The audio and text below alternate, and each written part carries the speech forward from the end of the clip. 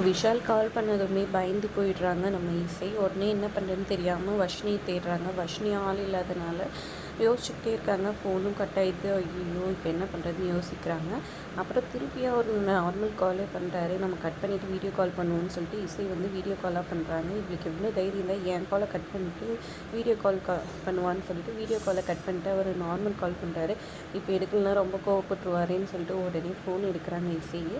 அவர் பாட்டுக்கு பேச ஆரம்பிக்கிறாரு. இவங்களுக்கு ஒன்றுமே புரியல.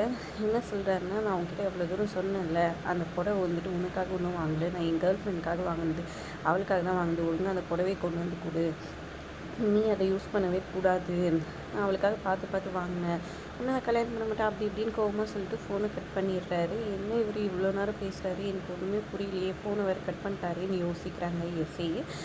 அதுக்கப்புறம் இங்கே பார்த்திங்கன்னா ராகவ் வர்ஷினிக்கு மெசேஜ் அனுப்புகிறாரு.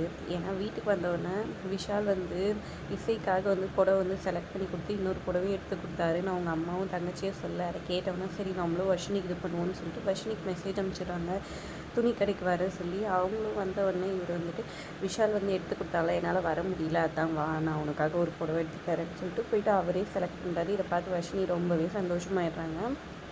இன்னொரு பக்கம் இங்கே பார்த்திங்கன்னா சுபத்ராவோட மாமியாரை வந்துட்டு நைஸாக ஒரு சாமியார்கிட்ட கூட்டிகிட்டு போகிறாங்க. ஏன்னா அவங்க பையன் ஃபோட்டோ விழுந்து உடஞ்சிட்டனால அவங்க பொண்ணு நைஸாக கூட்டிகிட்டு போகிறாங்க. சாமியார்கிட்ட போன உடனே வந்துட்டு பானுமதி அவங்களும் சேர்ந்துட்டு சாமியார் மூலமாக போலி சாமியார் மூலமாக நம்ப வைக்க ட்ரை பண்ணுறாங்க. அவங்க பையன் மாதிரி பேச வச்சு எனக்கு வந்துட்டு இன்னும் வந்துட்டு இதுவாகலை, என் ஆத்மா இன்னும் சாந்தி அடையில, என் பொண்டாட்டி பானுமதியை வந்துட்டு உங்கள் கூடவே வச்சுங்க, பாவம் அவள் ரொம்ப கஷ்டப்படுறா, அவள் நல்லவா அப்படி இப்படின்ற மாதிரி சொல்ல வச்சுறாங்க. இதை கேட்டோன்னா அவங்க ரொம்பவே ஃபீல் ஆகிடுறாங்க.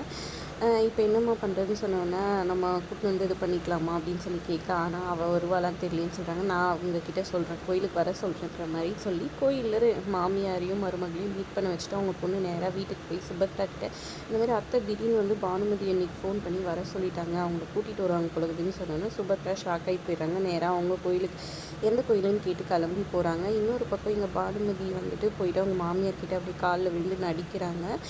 உங்கள் கூட இப்போ இருந்த ஆசை நான் எப்பயும் திரும்பிட்டேன் அப்படி இப்படின்ற மாதிரி சொல்லி நடிக்கிறாங்க.